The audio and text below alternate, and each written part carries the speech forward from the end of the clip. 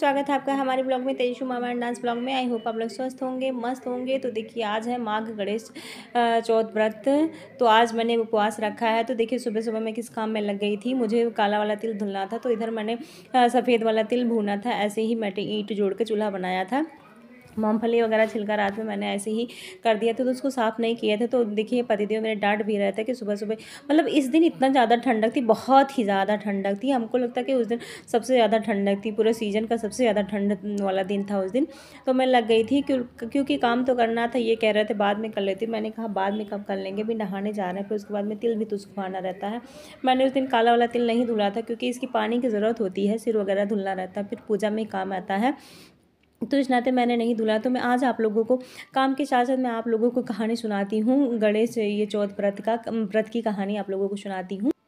एक बार माता पार्वती स्नान के लिए जा रही थी। कच्छ के भीतर कोई ना आए, इसके लिए उन्होंने गणेश जी को पहरा देने का आदेश दिया। माता का आदेश सुनकर गणेश जी तत्परता से जुट गए और कक्षा के बाहर पहरा देने लगे। कुछ ही समय बाद भोलेनाथ अपने कच्छ के भीतर जाने लगे, लेकिन माँ के आदेश का पालन करते हुए गणेश जी ने उन्हें अंदर जाने से रोका। भगवान भोलेनाथ ने कई बार प्रयास किया, पर अंदर जाने नहीं दिए। गणेश भगवान उनको अंदर नहीं जाने दिए। हम अपने मात्र का आदेश का पालन कर रहे थे, कर्मनिष्ठा के आगे उनकी ना चली, शंकर भगवान की ना चली, तो अंदर नहीं जाने पाए हैं। तो बालक गणेश की इस हट को देखकर शिव जी ने शिव जी बहुत ज़्यादा क्रोधित हो गए। उन्होंने अपने अस्त्र त्रिशूल से उनके ऊपर प्रहार कर दिया। उनका सिर धड़ से अलग हो गया।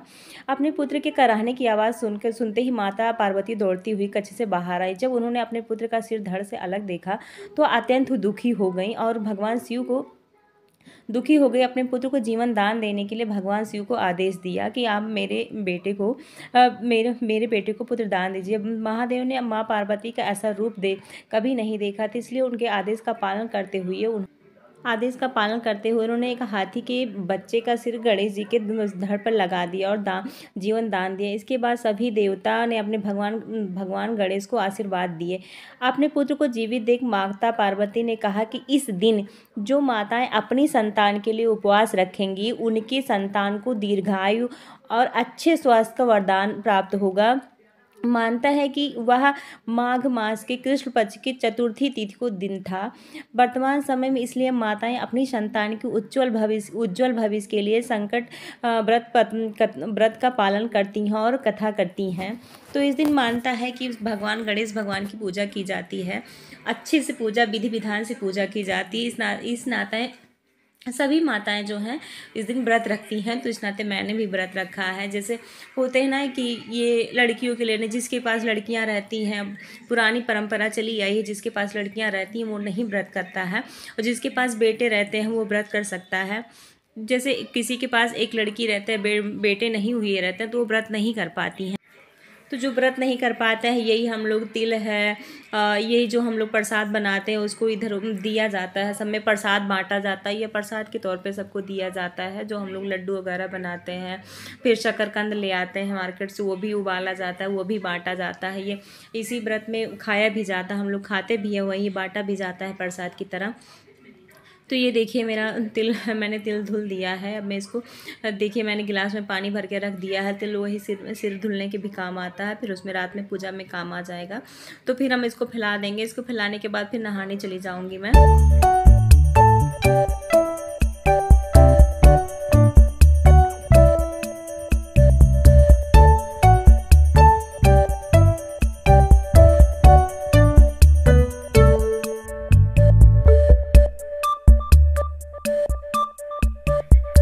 देखिए तिल मैंने धुल लिया है, फिर फैलाने जा रहे हैं, क्योंकि रोज़ धूप हो जाता था, लेकिन आज के थोड़ा बहुत 1 घंटे के लिए शाम में ही सही, लेकिन धूप ज़रूर हो जाता था। लेकिन आज का दिन ऐसा है कि बिल्कुल भी धूप नहीं हुआ। देखिए बाहर का सीन देखिए किस तरह से हुआ, मतलब बहुत ही ज़्यादा ठंडक है।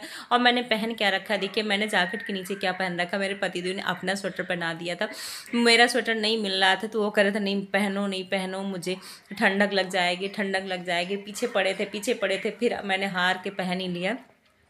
क्योंकि मैं क्या करती थी जैकेट के नीचे अंदर की बात बता रही हूँ आप लोगों को, मैं जैकेट के नीचे क्या करती थी, हाफ स्वेटर पहन लेती थी। लेकिन नहीं, इन्होंने कहा नहीं फुल पहनो। मैंने कहा मैं मोटी हो जाती हूँ, काम नहीं कर पाती हूँ। जैसे कपड़ा हो जाता ना, कपड़ा बहुत ज़्यादा मोटा हो जाता तो काम करते नहीं बनता है। तो देखिए मैं नहाने चली गई थी, फिर उसके बाद नहा के आ गई हूँ। तो देखिए मेरा उधर का काम सारा ख़त्म हो गया है। मैं नहा वहा ली थी, फिर उसके बाद में अच्छे से बाल सेक ली थी।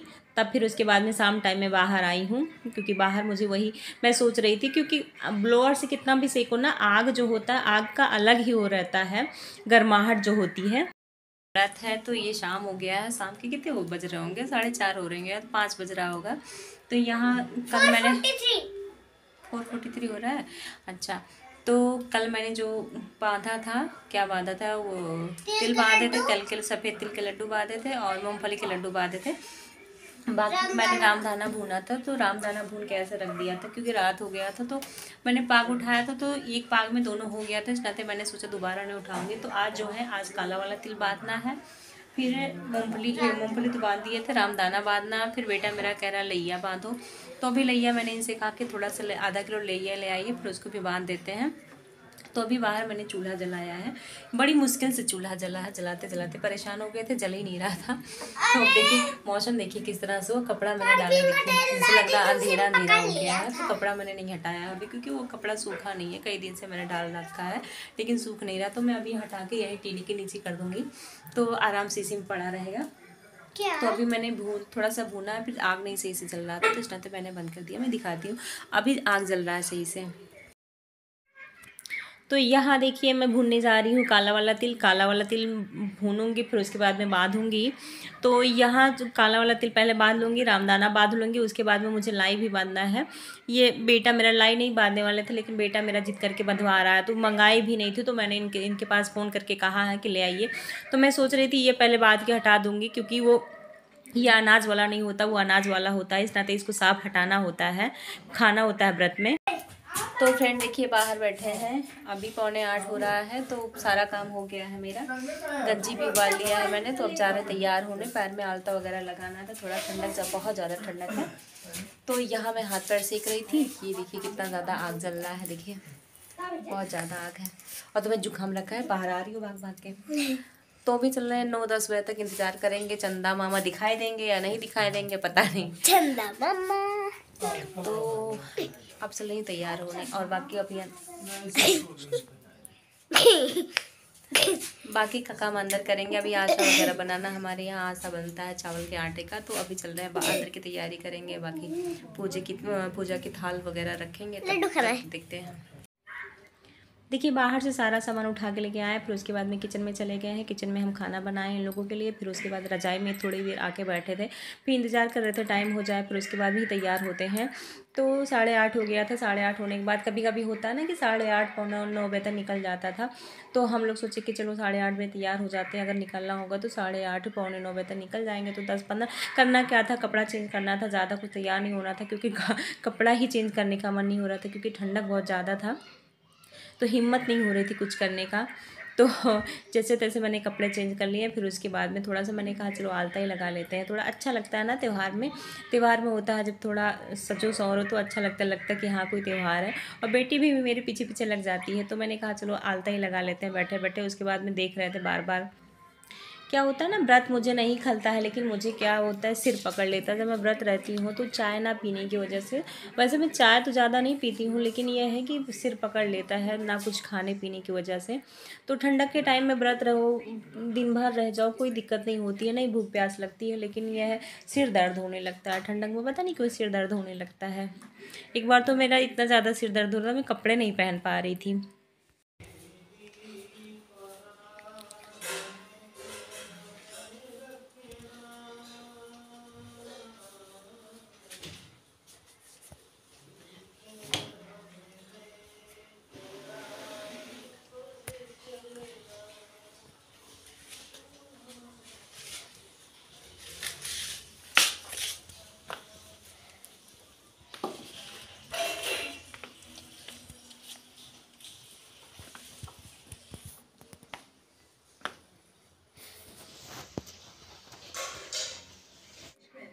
तो देखिए सारा सामान लेके मैं बाहर आ गई थी। बाहर इतना ज़्यादा ठंडक थी कि क्या ही बताएं। तो चंद्रमा तो दिखाई नहीं दी थी, इस नाते मुझे बिना देखे ही चंद्रमा, बिना 9:30 बज गया था इंतज़ार करते करते कि अभी दिखाई दे, अभी दिखाई दे। बाहर बार बार देख रही थी, बाहर बार बार देखे जा रहे थे, लेकिन नहीं हो रहा था। तो आन वक्त में मुझे बिना देखे, मुझे क्या, हमको लगता है कोई नहीं देख पाया था, सब लोग ही बिना देखे पूजा किए थे। तो फिर बेटी मेरी वीडियो बना रही थी, उसको भी ठंडक लग रहा था, तो मैंने कहा बेटा जाओ। फिर पूजा करते हुए वीडियो नहीं मुझे अच्छा लगता है। पूजा में ही सारा दिमाग तो पूजा में ही लगाना होता है, तो वीडियो बनता है थोड़ा अटपटा भी लगता है। तो इस नाते मैंने बेटी को भेज दिया था कि बेटा तुम अंदर चली जाओ, मैं पूजा आराम से कर लूँगी, क्योंकि बाहर ठंडा है, ठंडा हो मत। तो आज का ब्लॉग कितना है, अगर आपको पसंद आए तो लाइक करिए, शेयर करिए, सब्सक्राइब करिए। बाय।